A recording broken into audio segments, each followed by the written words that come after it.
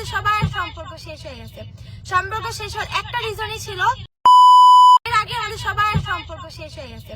সম্পর্ক শেষ হওয়ার একটা রিজনই ছিল, আমাকে কেউ আদর করতো না, আমাকে কেউ রেসপেক্ট করতো না, কেউ আমাকে ইম্পর্টেন্স দিত। আমার আগানো দরকার না, আমার প্রত্যেকটা মানুষের সাথে সম্পর্ক রেখে চলাটা আমার ম্যাটার করে, বাট তারা আমাদের কারোর সাথে সম্পর্ক রাখতেই দিল না।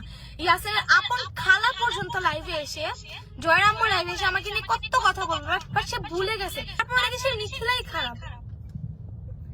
আর কি বলবো ভাই, আমি একা এত দূর আগাইতেছি, কারো কি এখন সহ্য হইতেছে না?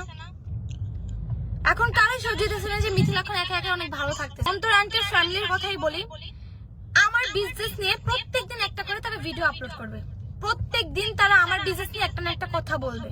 এটা তাদের হচ্ছে এখন কি বলে, প্রতিনিয়ত একটা রুটিন হিসেবে এখন আসছে, না হলে তাদের পেটের ভাত হজম হয় না। হ্যাঁ, আমার যে একটা বার্থডে গেল, বিয়ের পর প্রথম বছরে যে আমার বার্থডেটা গেল, কেন আমাকে কেউ কিছু দিল না?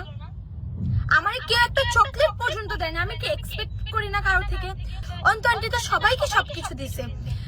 তারপর এক একজনের কথা বলি, আমি বিয়ের পর এখনো কোনো খালা শাশুড়ি থেকে একটা জামা পর্যন্ত পাইনি, যেটা হচ্ছে সব মেয়েরা পায় বিয়ের পর। খালা শাশুড়ি অ্যাটলিস্ট ঈদে একটা জামা দেয়, আমি কখনো পাইনি। কই, আমি তো কখনো এসে বলি নেই যে আমি কখনো কারো থেকে কিছু পাইনি।